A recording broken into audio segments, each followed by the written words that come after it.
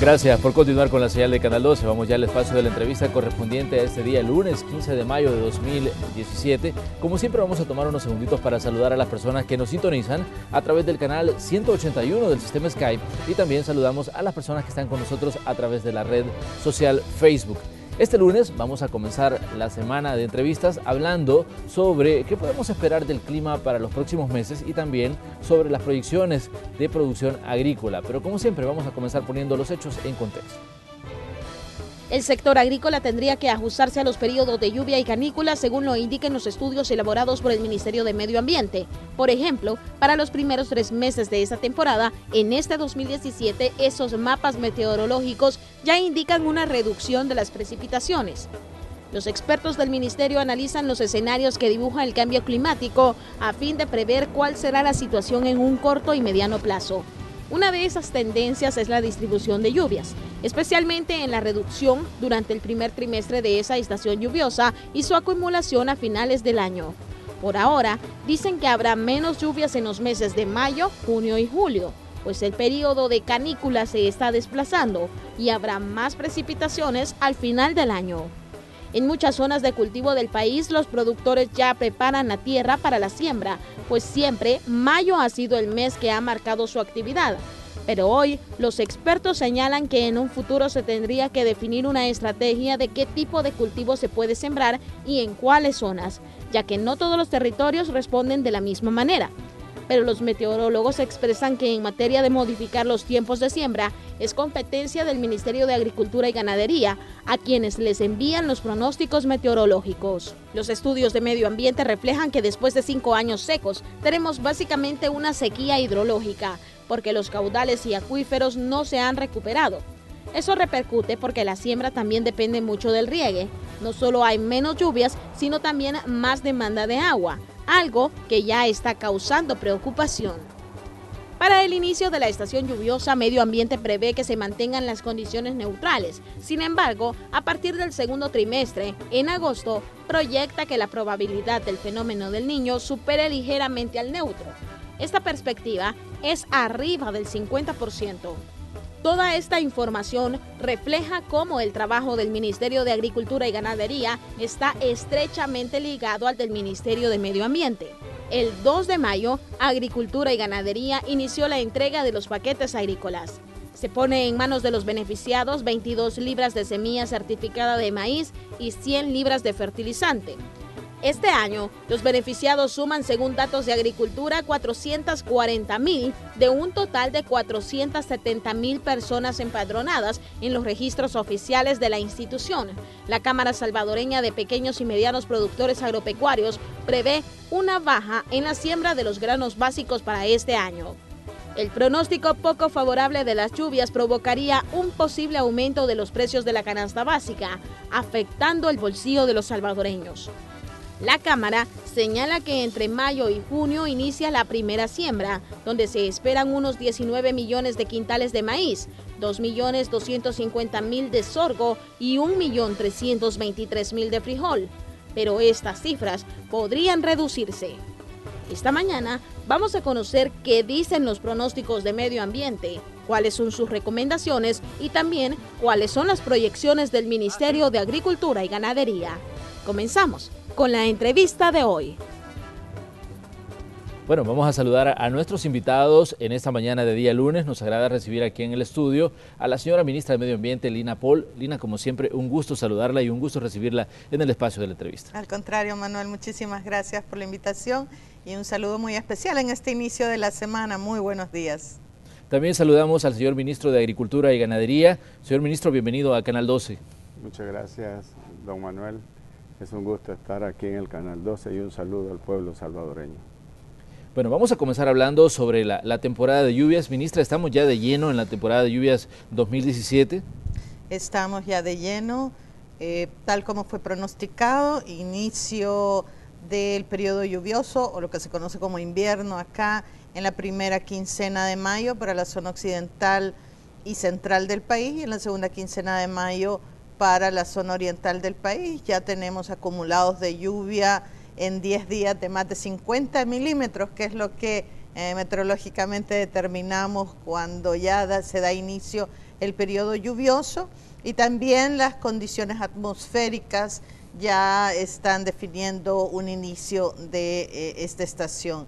Así es que ya lo estamos viendo, tal como pronosticamos, un inicio del periodo lluvioso dentro de lo normal, un poco más bajo de lo normal, pero muy poco, dentro del periodo de lo normal, y esperamos también, hay una probabilidad alta del fenómeno del Niño, pero yo sí quiero hacer énfasis que este fenómeno del Niño, si es que se da, va a ser un fenómeno del Niño débil, porque no hay condiciones en el Atlántico, que es otro de los elementos importantes de analizar, que puedan prever que no vendrá también humedad desde ahí. Entonces, estamos viendo un año similar al año pasado, es decir, un año dentro de lo normal. Yo, al revés de lo que afirman, lo veo un año bueno para la agricultura, probablemente no para el caudal de los ríos, etcétera, pero bueno para la agricultura, porque no vemos periodos caniculares o periodos secos muy amplios. Habrá que ver con respecto pasa este tiempo. Nosotros actualizamos cada mes las perspectivas del clima, porque ahora con el cambio climático, obviamente los patrones de lluvia y demás han cambiado significativamente. Entonces hacemos estas actualizaciones de pronóstico cada año, pero por ahora vemos un año positivo para la agricultura en términos de lluvias. Bueno, no hay duda que para el Ministerio de Agricultura y Ganadería estas son muy buenas noticias en cuanto a las proyecciones de lluvia. De hecho, en muchos puntos del territorio nacional hay gente que ya está preparando la tierra porque está, bueno, ya listos para la siembra. Ministro, ¿para cuándo se podría declarar ya la apertura del periodo de siembra que es tan importante para nuestra población? Como no, nosotros ya tenemos colocados a través del CENTA y de los medios, Radio Nacional, Televisión Nacional, que se establecía que entre el 10 y el 15 de mayo ya podemos, en esta zona que ha referido la señora ministra, nosotros le decimos desde Aguachapán a San Vicente ya podemos hacer. Y de hecho, permítame comentarle que ya varias familias han sembrado. Al día de ayer hemos distribuido ya 229,000 paquetes, son 229,000 familias, que contrario a los que creen que va a haber menos siembra, el interés de la población es alto, por eso subimos la disponibilidad a 445,000 la proyección de entrega, y creemos que el que no ha sembrado está ya en esos movimientos. Sin embargo, yo aprovecho para decirles, en aquella zona donde no hemos tenido estos niveles de precipitación importantes, altos, que se han dado en varias en otras zonas, si hay duda deben de picar la tierra con el chuzo o con el corvo, y si esta humedad se observa que alcanza arriba de los 20 o 30 centímetros de manera uniforme, ya la tierra está lista para la germinación de las semillas de maíz en este caso. Además, a partir del 17 estamos previendo hacer un nuevo esfuerzo de adaptación. Vamos a distribuir 25,000 paquetes de frijol. Normalmente el frijol lo entregamos en postrera. Hoy vamos a adelantar una porción en áreas que hemos identificado que se puede producir perfectamente, y eso darle al país una disponibilidad antes de que lleguemos a la postrera. Así es que compatriotas, agricultores, es momento de sembrar, es momento de poner las semillas a germinar y tomar las recomendaciones de nuestros técnicos. Hay que abonar o en el momento de la siembra o 8 días después de haber sembrado. Son los momentos propicios para ponerle el fertilizante que han recibido, y igual es válido para aquellos que no siendo beneficiarios del programa, pero que cultivan por su cuenta, tomar estas mismas recomendaciones. Así es que nosotros estamos optimistas, porque mayo comenzó desde su primer día, a bendecirnos con la lluvia, a diferencia de lo que hemos tenido 14, 15 y 16, que han sido mayos bastante difíciles, ¿verdad? Este es un mayo que se ha manifestado abundante. Está pintando diferente, ministro. ¿Cuáles son las proyecciones que tienen ustedes como Ministerio de Agricultura y Ganadería en cuanto a granos básicos que, bueno, son parte de la dieta diaria de todos los salvadoreños? De la dieta es la garantía que nuestra población tenga una seguridad alimentaria adecuada, es que no falte el maíz, el frijol, el arroz, el maicillo para sus aves de corral. Nosotros este año, déjeme comentarle que se produjeron 26.3 millones de quintales de granos y nuestra apuesta es que no bajemos de ahí. Quisiéramos tener siempre arriba de 20 millones de quintales de maíz blanco, arriba de los 2.6 millones de frijol, de producción de frijol, porque nuestro consumo nacional anda por los 2.4 millones de quintales. Y de igual manera, este año, permítame adelantar esta noticia, estamos esperando para julio inaugurar junto con el gobierno de Corea un distrito de riego solo para producir arroz. Ahí vamos a trabajar con 300 manzanas de arroz en el Porvenir, el departamento de Santa Ana, un sistema muy moderno con tecnología coreana que nos va a permitir el incremento de los volúmenes de arroz ya para la siguiente cosecha. Así que nosotros esperaríamos que no estemos abajo de los 26 millones en global, incluido el arroz y el sorgo, porque son fundamentales tanto para las aves como para la cría de la ganadería. Ministra, en diversas ocasiones hemos conversado con ustedes sobre el tema de la adaptación de la producción agrícola al cambio climático. ¿Considera usted que estamos avanzando en ese punto en específico, considerando las variantes condiciones que hemos tenido en El Salvador, las sequías que tuvimos en años anteriores que diezmaron las cosechas de muchas personas en diferentes puntos del territorio nacional? Bueno, la gran fortuna es que esa fue realmente la prioridad del Ministerio de Agricultura y Ganadería. O sea, cuando llega el ministro se enfrenta a una de las peores sequías que hemos tenido en los récords, en los registros históricos. Tuvimos este año, y de hecho rompimos récord, 32 días secos consecutivos, 32. O sea, no había forma, no hay semilla que se pueda adaptar a esas condiciones.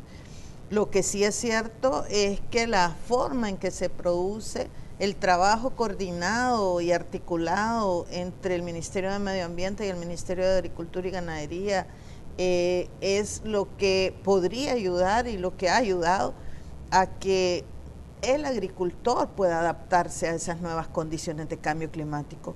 Nosotros establecimos una red de monitoreo agroclimático, tenemos en conjunto con financiamiento del Ministerio de Agricultura y del Ministerio de Medio Ambiente una red de estaciones de monitoreo agroclimáticos que miden humedad en el suelo, humedad en la planta, que pueden proveer al agricultor de información valiosa de cómo estará la estación lluviosa, pero además cuánta agua va a requerir en cada una de las fases del cultivo. Entonces, esta información permite entregar de manera oportuna los paquetes agrícolas. No es algo que el ministro pueda decir de repente, ya entregué en mayo porque sí, hoy se me ocurrió entregar en mayo, porque el año pasado no lo entregamos en mayo. Entonces, ¿cómo ser realmente oportunos en la entrega de estas semillas y cómo asegurar que los productores realmente tengan cosechas adecuadas en tiempos difíciles? Porque seguimos y vamos a seguir siendo afectados por el cambio climático. Claro que tenemos y seguimos teniendo eventos extremos y sin embargo, pese a eso, seguimos teniendo buena producción agrícola.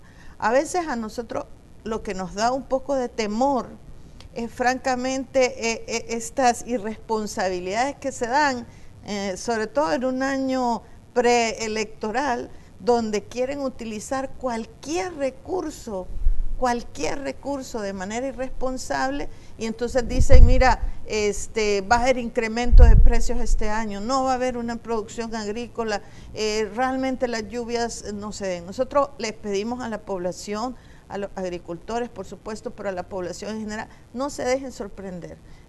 No prevemos que sea un año en que la agricultura pueda tener problemas y por lo tanto incremento de precios. Eso es falso, no lo tenemos, no hay ninguna condición para que suceda. Todo lo contrario, prevemos más bien producciones récord. Lo dijimos el año pasado y lo cumplimos. Creo que esta es nuevamente un año en el que estamos previendo que todo lo que se ha hecho, mira, se ha intervenido en el 100% de los distritos de riego para mejorarlos, para ponerlos a disposición de los agricultores. Están haciendo reservorios en todas partes del país. O sea, hay un esfuerzo extraordinario para que realmente la agricultura siga siendo el sector que más crece de la economía, el sector más dinamizado. Entonces, nosotros vamos a tener un buen año. Yo siempre he dicho, ¿estamos suficientemente preparados? No, eso sería un error. Ningún país del mundo puede decir eso. Imagínate, ya todos los gobiernos se quedan de brazos cruzados. Pero estamos mucho mejor preparados. Realmente no escatimamos ningún esfuerzo. Todos los años hacemos esfuerzos extraordinarios. Nosotros, por ejemplo, tenemos aplicaciones en móviles para los agricultores, tenemos boletines que nosotros repartimos y muchas otras cosas, muchos otros esfuerzos que cada año vamos a ir haciendo mayor número de cosas para que realmente ustedes puedan tener los granos básicos y la canasta alimentaria siempre cada vez con más bajos precios. Ministro, una de las grandes interrogantes siempre cuando hablamos de producción agrícola es la estabilidad de precios. Ustedes, bueno, consideran que con las proyecciones que tienen de cosecha se puede garantizar, digamos, que la gente no se va a ver afectada por un posible incremento de los precios de productos básicos. No, aunque el riesgo de las espirales, de esas burbujas especulativas están presentes, pero el sistema de defensa de la Defensoría del Consumidor, hoy trabajamos de manera coordinada, aduanas, Defensoría del Consumidor, Agricultura, Policía Nacional Civil, más bien dicho Hacienda, porque incluye los problemas de contrabando y otras cosas. No, nosotros no creemos que vaya a haber en condiciones normales, porque además, independientemente de los factores especulativos como estos que dicen, se prevé reducción de niveles de producción. Esa es una declaración interesada. Luego, continuamente dicen estas mismas personas, por tanto se espera una alza de precios. Esas son declaraciones interesadas que no se corresponden con la realidad. Mire Manuel, nosotros tenemos trabajando sistemas de riego en Zapotitán, en Antioquia Norte, y además de que funcionando, las estamos ampliando. En Lempa, Caguapa, acabamos de terminar una intervención de $2,5 millones y estamos iniciando la preparación de una nueva inversión ahí de 2 y algo millones de dólares. Hemos construido un sistema en Moncagua, estamos construyendo uno en Chapeltique ahorita, tenemos en La Unión y el sur de San Miguel con la ayuda de Japón una intervención importantísima en sistemas nuevos, no tradicionales para regar, aprovechando la experiencia de ese país amigo. Igual hemos distribuido no menos de 350 microsistemas de riego a nivel de pequeñas parcelas en todo el país. Hemos invertido en 10 grandes sistemas de bombeo móvil que están ubicados en cooperativas claves para garantizar que no se pare la producción. Estos ya son mecanismos que, como dice la señora ministra, no los teníamos antes del 2014, porque los sistemas fueron abandonados. Viera cómo los encontramos tirados. Era una cosa que partía el alma ver cómo los recursos, las inversiones del país estaban tiradas ahí. Hemos rehabilitado eso. Luego, en materia de crear esas capacidades, se han construido no menos de unos 500 reservorios a nivel de todo el país, en diversos programas, unos vinculados al CENTA, otros a riego, a forestal, cuencas y riego, otros vinculados a la ganadería, porque el ganado se vio muy golpeado en la sequía 14-15, tuvimos muchas dificultades para salir de esa crisis. Entonces hoy cuando uno sobrevuela el territorio nacional en un helicóptero, puede darse cuenta cómo ha crecido el área de reservorios, unos ayudados por el gobierno y otros interpretando lo que vamos diciendo con los extensionistas, con los expertos. Ellos crean sus propias capacidades y vamos trabajando en eso, porque esto del cambio climático es tan complejo que requiere que trabajemos por una parte en aprovechar donde hay agua para irrigar, y eso garantiza la producción. Pero hay otra parte donde tenemos que hacer obras ingenieras para que la ladera no se siga degradando y pueda permitirnos seguir trabajando. Esta es otra intervención, ahí estamos trabajando principalmente con fondos del Fideicomiso Fantel, inversión millonaria, adaptando en 32 municipios. Y luego el tema de las prácticas, estamos haciendo cambios paulatinos en el uso orgánico y las técnicas agroecológicas que permitan un mejor aprovechamiento del recurso natural y que esté al acceso del manejo del campesino al nivel de desarrollo que tiene nuestro campesino. Y por último, quiero comentarle la calidad de las semillas. Esta nueva era que le llamamos el cambio climático debe de estar acompañado de aquellas tecnologías que nos permiten trabajar mejor con el estrés hídrico, acortar los ciclos y no bajar la productividad, es decir, mantener los rendimientos. En eso trabajamos con el CENTA, hemos producido ya unas variedades, por cierto, mañana inauguramos aquí en El Salvador un encuentro de los científicos de la región centroamericana y Mesoamérica sobre avances tecnológicos. Y nosotros orgullosamente el país por 10ª vez va a ser sede de este encuentro de científicos y en esta ocasión vamos a mostrar nuevas variedades, vamos a mostrar los esfuerzos que hemos hecho en este trabajo, que es un acompañamiento integral a esta cuestión de la adaptación al cambio. Bueno, vamos a hacer una pequeña pausa comercial, pero les invitamos a que continúen con nosotros porque vamos a conversar con la señora ministra de Medio Ambiente y con el señor ministro de Agricultura sobre la producción agrícola inteligente, porque esa es como una tendencia a nivel mundial e incluso Naciones Unidas está hablando sobre este tema. Ya regresamos.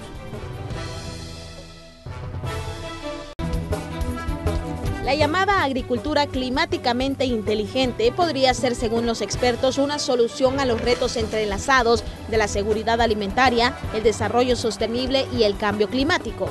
La Organización de las Naciones Unidas para la Alimentación y la Agricultura, FAO, define la agricultura climáticamente inteligente como un enfoque para orientar las acciones necesarias dirigidas a transformar y reorientar los sistemas agrícolas.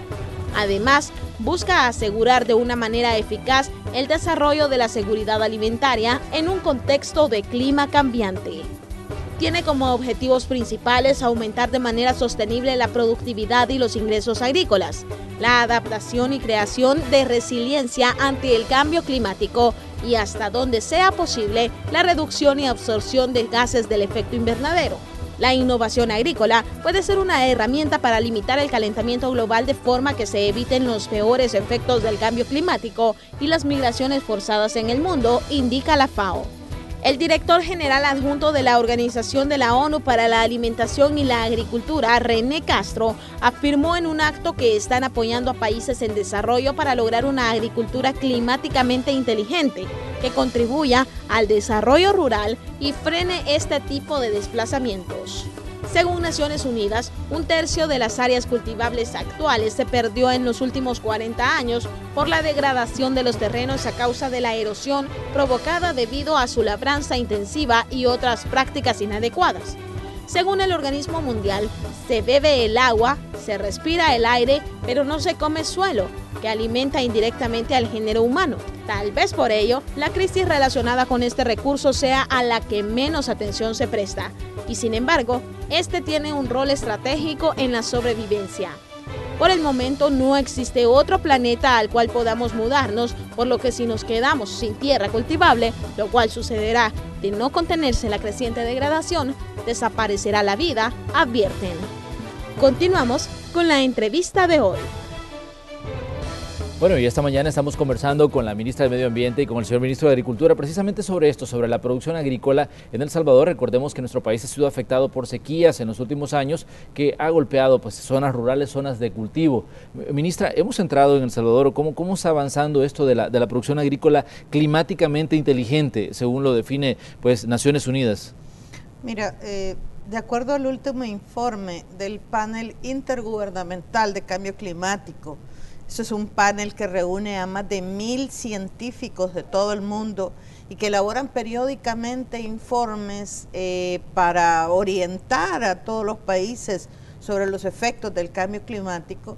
Según el último informe del panel, el quinto informe, la región centroamericana es la región más sensible a los efectos del cambio climático. Imagínate, esto quiere decir, Centroamérica, por ser un istmo, por estar entre dos océanos, es una de las regiones que más va a sentir lo que significa el cambio climático, esos eventos extremos, gran cantidad de lluvias, ausencia de lluvias, es decir, patrones climáticos difíciles de pronosticar y muy variables.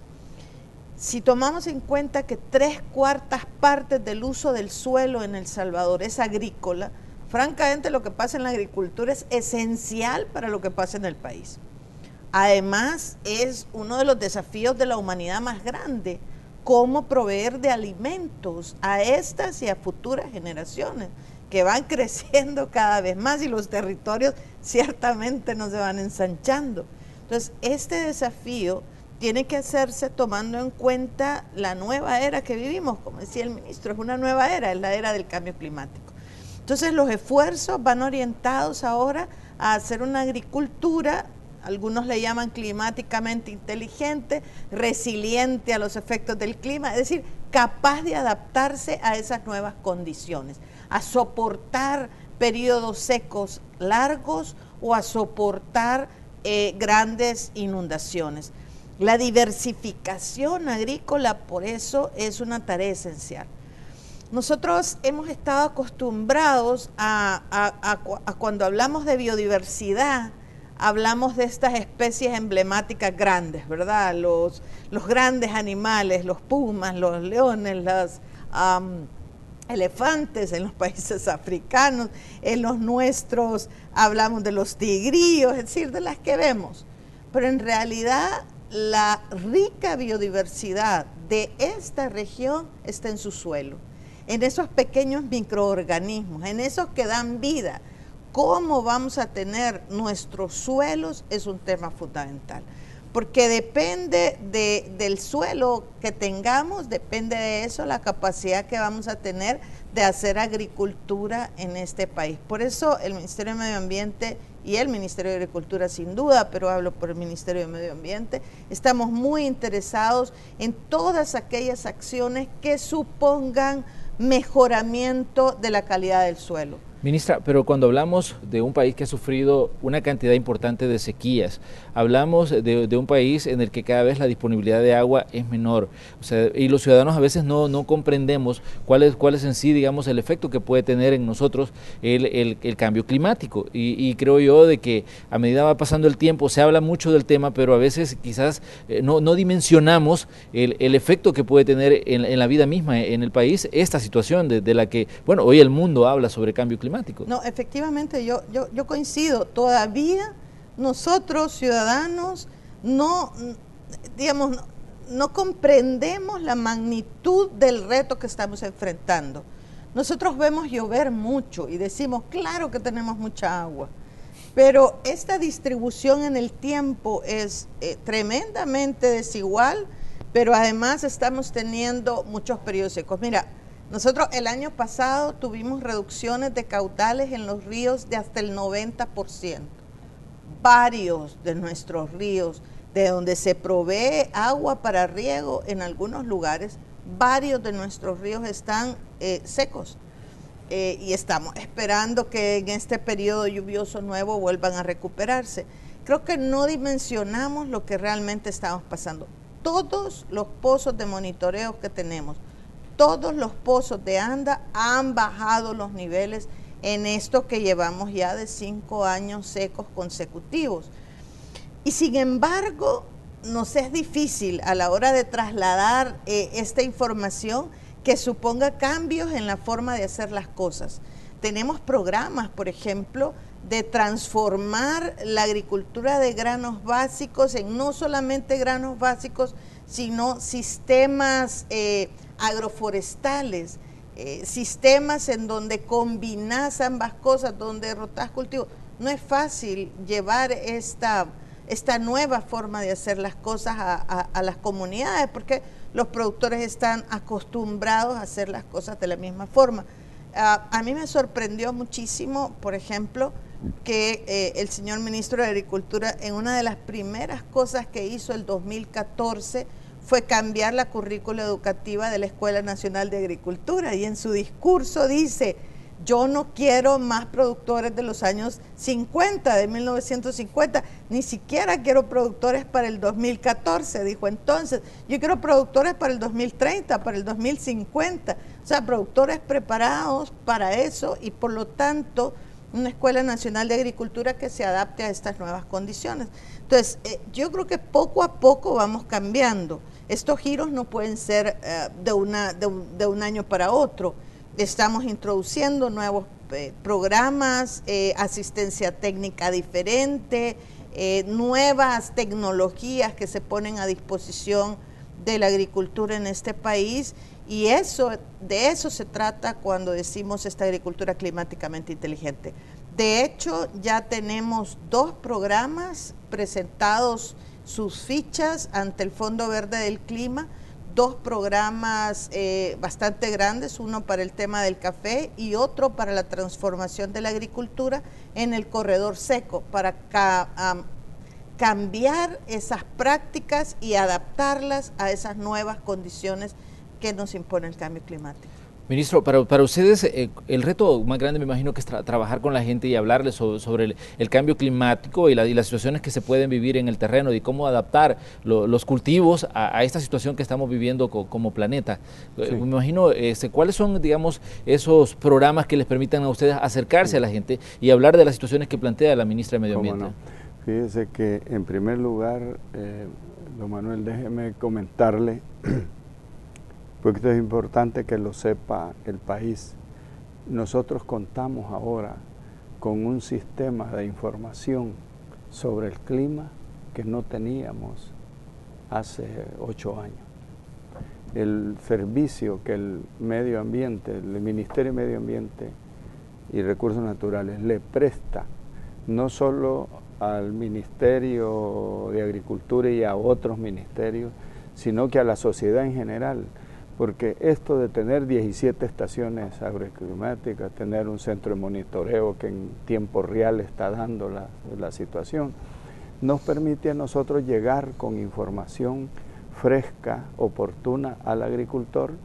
Primero tenemos el programa de extensión agronómica que lo desarrollamos con el CENTA en 40 agencias en el país. Segundo, tenemos la Dirección de Ordenamiento Forestal, Cuencas y Riego, que trabaja en adaptación en todo el territorio nacional.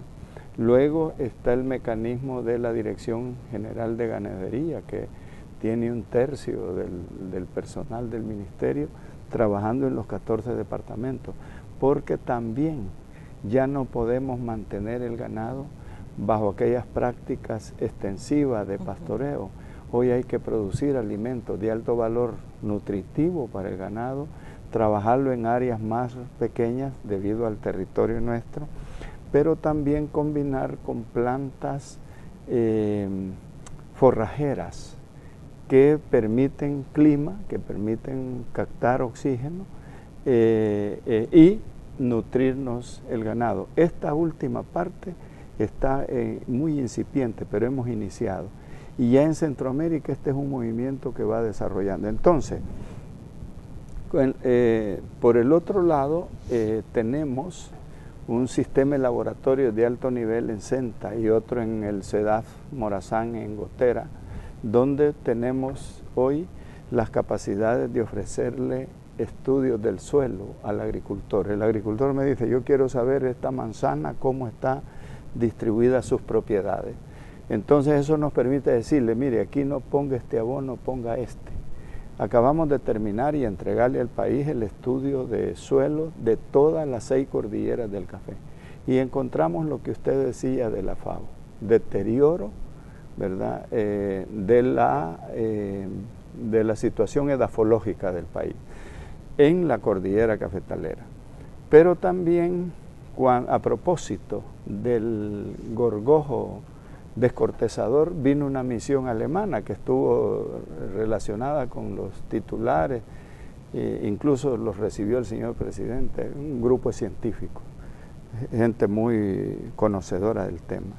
Cuando hicieron el informe final, me dijo uno de los científicos, el gorgojo es uno de los problemas, pero el principal que tienen es el deterioro de los suelos de estos bosques, producto de las erosiones, de que no tener un sotobosque adecuado para retener, y segundo, que la gente los quema el bajío del bosque con otros propósitos, bien sea de precipitar la tala, lo que sea, pero están deteriorados los suelos. Esto significa un reto para nosotros, el trabajo en los suelos. Por eso hemos iniciado 2 programas desde el CENTA, uno que es agricultura orgánica, para trabajar y conservar esa biodiversidad rica que tenemos, y por el otro lado los sistemas agroforestales, para combinar, ¿verdad?, cultivos y romper con el esquema. Definitivamente ya no es la época de la mecanización y arrasar con lo que está enfrente. Hoy se impone precisamente la agricultura inteligente. ¿Qué es esta? Uno, que conoce en qué condiciones va a trabajar. Segundo, que dispone de las innovaciones que la época está dando para aprovechar los diferentes recursos, desde agua hasta fertilizaciones adecuadas, no tóxicas. Y tercero, las variedades de semillas.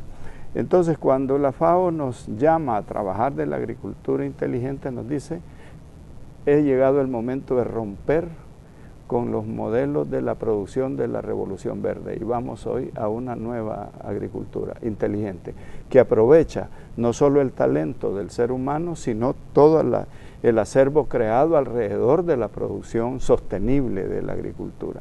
Entonces, nosotros estamos insistiendo en esto. Afortunadamente le hemos abierto mucho espacio a la participación de las organizaciones campesinas. Está el Frente Nacional Agrario, están las mujeres rurales, están las asociaciones cooperativas que solo en el periodo que me ha tocado estar al frente del ministerio hemos legalizado unas 250 asociaciones productivas. Y uno de los temas que insistimos, no hay discurso que hacemos que no le hablemos a la familia productora del cambio climático. Y les digo, el cambio climático no solo es que sentimos más calor ahora, porque subió 1 grado la temperatura, y lo sentimos todo en cualquier ambiente. El cambio climático tiene implícito pérdida de las capacidades que teníamos antes, nos obliga a tratar distinto en la zona de recarga, y allí cobra una importancia estratégica lo que estamos haciendo con el café y la proyección con el café, porque es el bosque más importante que tiene el país, que es un bosque se ha perdido zonas de cultivo, ministro, a raíz de las condiciones que tenemos y a raíz del mismo trato que le ha dado pues la producción al suelo. Sí, definitivamente hay áreas, aunque en menor cuantía, donde, como dice en el barrio, en nuestro pueblo, es por gusto, ¿verdad? La mazorca demasiado pequeña, entonces nuestro campesino es inteligente y sabe, y solo que tenga extrema necesidad, arriesga su mano de obra, su conocimiento y su grano y su semilla en zonas que no le permite. Luego, en la zona oriental principalmente, que tenemos zonas casi entrando a procesos de desertificación, ¿sí? Hay zonas que han perdido, hay áreas, mejor dicho, áreas que han perdido la capacidad productiva. Pero por eso a la par hay otras áreas con un potencial de recuperación, de restauración, y estamos trabajando. Luego viene, por ejemplo, el proyecto del Plantatón, que es reforestar una impresionante cantidad de área de bosque en el país, porque nosotros podemos tener unos sistemas de riego sumamente inteligentes, es decir, que proveen el agua que la computadora establece según clima que hay que darle a la planta, pero si no hay zonas de recarga hídrica, se nos queda eso como un adorno, como un lujo sin aprovechar. Entonces la recarga hídrica está dependiendo de las capacidades que tengamos de recuperar la masa forestal del país. Y el café, vuelvo al café, tiene en ese aspecto un acumulado de más de un siglo. Hay bosques del café que tienen más de un siglo. Y es un bosque de 2 pisos, el bosque del cafeto propiamente dicho y luego el de la sombra. Y por supuesto, aunque el del cafeto se renueva, el de la sombra sigue estando allí, proveyéndonos clima, proveyendo las posibilidades de este grano tan importante. Entonces sí hay zona. Y quiero decirle, acaba de regresar una compañera que trabaja en Casa Presidencial en los temas ambientales. Estuvo en Alemania dándole seguimiento a la visita de los científicos.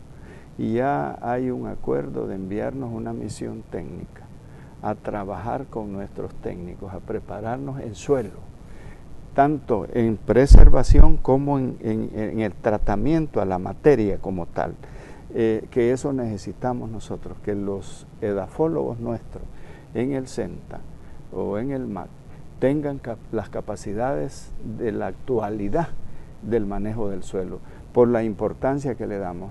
Mire, el plan de gobierno del presidente Sánchez Serén, el plan quinquenal concretamente, le da a la agricultura familiar un tratamiento de prioridad número 1 como estrategia para la seguridad alimentaria y nutricional.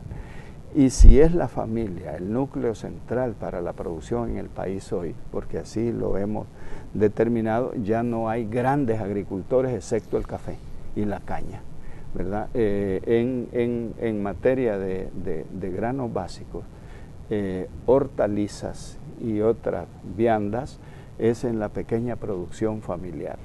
Entonces, trabajar en estos aspectos, innovaciones tecnológicas, conocimientos del suelo, sistemas de irrigación adecuados, sistemas de fertilización adecuados, porque en algunos lugares estamos ya utilizando, estamos desde el año pasado haciendo una experimentación en 2.400 manzanas utilizando micorrizas. Las micorrizas es una especie de hongo que permite que la planta aproveche su sistema radicular de manera más efectiva, más eficiente para captar los nutrientes del suelo, porque a veces por el deterioro, por el uso de fórmulas tradicionales, se nos cristaliza el suelo, se impermeabiliza, entonces la raíz no logra absorber. Entonces estamos usando esto, está dando esta tecnología algunos resultados muy importantes.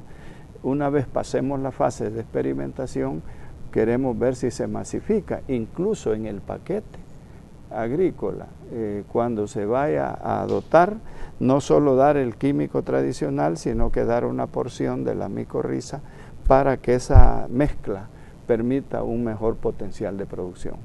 Ministro, no hay duda que uno de los temas que genera preocupación, y quizás aquí en San Salvador lo sentimos mucho, es el cambio en las temperaturas. ¿Por qué? Bueno, tenemos lo de las proyecciones diarias que publica el Centro de Monitoreo del Ministerio de Medio Ambiente, y no baja de 30 grados las temperaturas, digamos, en las horas del mediodía, que es la hora de mayor calor, ¿no?